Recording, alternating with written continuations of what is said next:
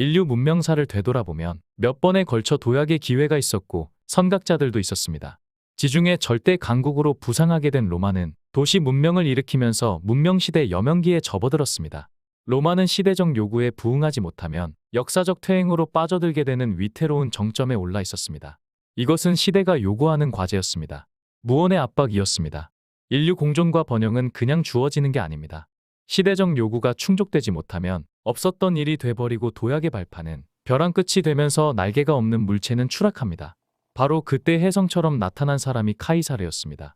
카이사르는 경쟁과 갈등, 양육항식의 논리를 종식시키려고 했습니다. 오늘날의 유엔처럼 공존과 인류 번영을 모색하면서 관용과 포용 정신을 이야기했습니다. 그러나 시대의 흐름을 감지하지 못했던 한심한 원로원 의원들과 키케로가 작당을 하고 카이사르 암살에만 혈안이 돼 있었습니다. 이처럼 시대적 요구가 작동하지 못하고 있었기 때문에 카이사르 암살은 개인의 생사 문제로 끝나지 않았습니다. 문명시대 여명기 먹구름이었고 재발의 여지가 있는 악성 종양이었습니다. 반문명적 반인륜적 범죄가 급증할 것이라는 불행의 전조였습니다. 카이사르 암살 이후 역사적 퇴행 여파가 유대 속죄에까지 미치면서 서기 30년 예수 사건으로 비화되었습니다. 카이사르와 마찬가지로 나사렛 예수도 실물교훈과 시대의 표적 을말한 문명의 선각자였습니다. 예수의 산상수훈은 자아발견과 정신력 무한신뢰였습니다. 시대적 요구에 적합한 발상 전환으로 문명시대 꽃을 활짝 피우자는 계몽주의 메시지였습니다. 예수가 말한 천국은 문명 세계의 비유적 표현이었습니다. 창조적 발상의 원천이 되는 산상수훈이야말로 과거와 현재 그리고 미래로 이어지는 생각의 씨앗이었습니다. 산상수훈에는 천국복음, 천국비밀, 천국의 열쇠, 누룩 달란트, 이윤을 남긴 장사, 진주, 혼인잔치, 신부와 신랑 밭에 묻힌 보물, 슬기로운 자와 미련한 자. 이와 같은 용어는 창조적 상상력과 지적 호기심을 자극하는 매력적인 단어들입니다. 세정에 밝고 시대 감각이 뛰어났던 나사렛 예수는 자신의 메시지가 시기상조임을 알고 천국에 숨겨놓았기 때문에 부활한 메시아 미신을 유포하는 적의 수중에 있었으면서도 손상되지 않고 복음을 통해 많은 사람들에게 영감을 주었습니다. 예수의 생애 가운데 초자연적인 요소를 배제하고 하나의 인간으로서 예수를 새롭게 탐구한 에르네스트 르낭이 말했습니다. 예수는 누구와도 비교할 수 없는 인간이었다. 르낭은 기독교에서 초자연적 설명을 배척하고 자연이 곧 신적이라 하였으며 인간 본래의 자연성을 도덕적이라고 보았으며 예수는 시적인 지성을 갖춘 사람이라고 말했습니다. 산상수훈을 목가적 환상이라는 말도 했습니다. 톨스토이는 산상수훈을 문자 그대로 따라야 할 그리스도의 법이라고 했습니다. 마하트마 간디는 비폭력주의를 위한 영감의 원천이라고 했습니다. 철학자 임마누엘 칸트는 윤리적 절대 명령의 결정이라고 했습니다. 계몽주의 사상가 볼테르도 산상수훈에 열광적인 찬사를 보냈습니다. 이처럼 행동하는 지성인들은 하나같이 예수의 산상수훈에 무언가가 있다는 식으로 말했습니다. 이 글을 쓰고 있는 나 역시 예수 천국에서 이상과 현실 사이에서 고뇌하던 예수, 자연과 생명을 연구한 예수, 사람의 몸은 치유의 능력이 있다고 말한 예수, 인간은 문명의 맹아라고 말한 예수, 인류의 미래는 희망적이라고 말한 문명의 선각자 이미지가 떠오르곤 합니다. 왜 우리는 과거의 마른 뼈 속을 더듬어야 하는가? 랠프 월도 에머슨이 한 말입니다. 한 시대의 종교는 다음 시대의 문학적 여운거리이라고 말한 에머슨은 수필집 자연에서 의미심장한 말을 했습니다. 우리 시대는 회고적이다.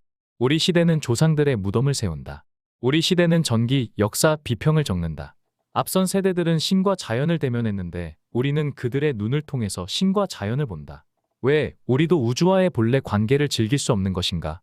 왜 우리는 전통, 우리에게 계시된 종교, 그들의 역사가 아닌 통찰력을 주는 시를 지닐 수 없는가? 에머슨은 1838년 자신의 모교인 하버드 신학대학교에서 행한 연설 때문에 30년 동안 모교에서조차 환영받지 못했습니다. 인간은 신성을 가진 존재이고 자기 신뢰를 통해서 더 좋은 사회를 이룰 수 있다고 말했기 때문입니다. 힘이란 내면에서부터 샘솟는 것이다. 우리가 약한 이유는 내면이 아닌 외부에서 도움을 구하기 때문이다. 이것을 깨닫고 주저없이 자신의 생각에 따라 몸을 곧게 펴고 손과 발을 움직이는 사람은 기적을 이룬다. 에머슨이 한 말, 자기 신뢰와 산상수훈에서 예수가 한 말, 하느님을 믿으니 또 나를 믿으라 는 동의어입니다.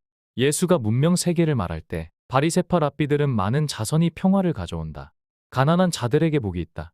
부자는 하늘나라에 들어갈 수 없다.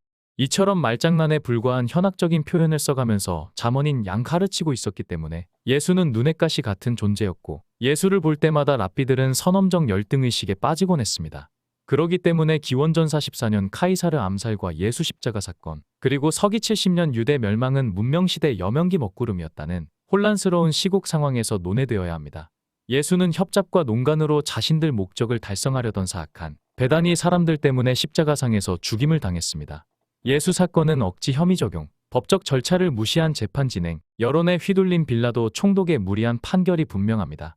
현실상으로는 말이 될 수 없는 상황 설정 등 매우 자극적인 장면이 드러난 막장 드라마였습니다. 여기에는 예수가 순한 양처럼 죽기를 원하는 한심한 이야기 이사야 53장이 있었습니다.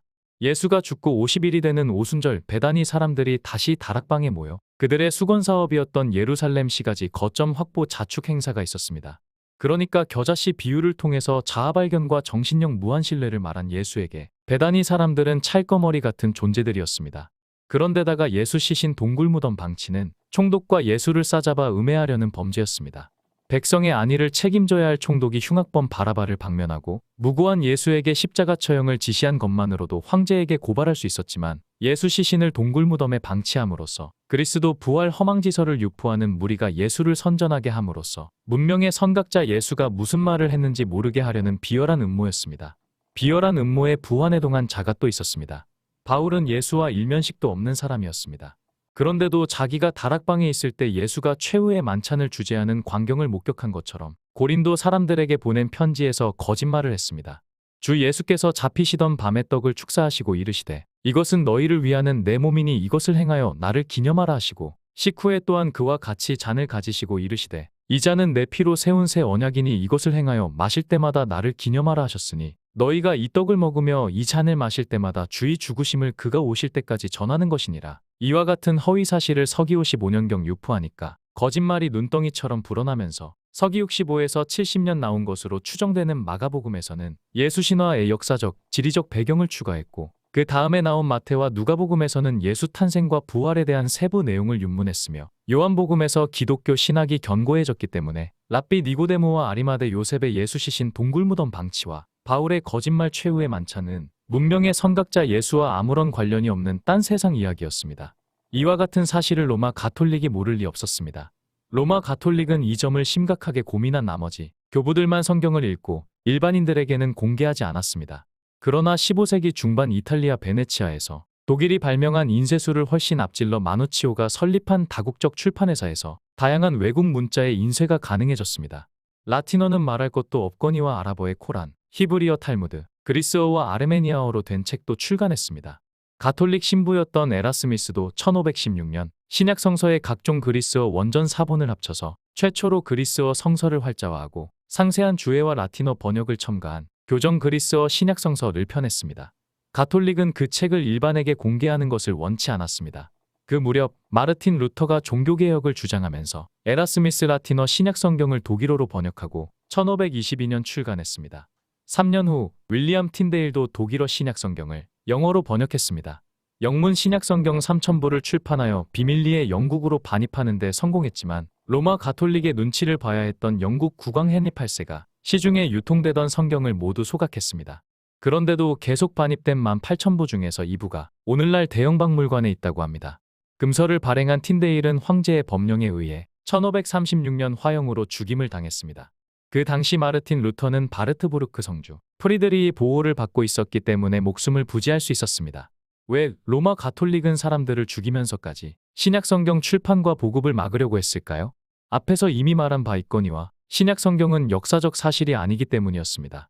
존재하지 않았던 하나의 생각과 믿음을 창작해낼 때 궁여지책으로 거짓말을 할 수밖에 없는 것이고 거짓말은 모든 것이 무너져 내리기 전까지 끝나지 않습니다. 신약 성경을 종교적 베일에 감싸고 범접할 수 없게 만드는 것이 최선책이라고 생각했던 겁니다. 이것은 로마 가톨릭이 양보할 수 없는 마지노선이었습니다.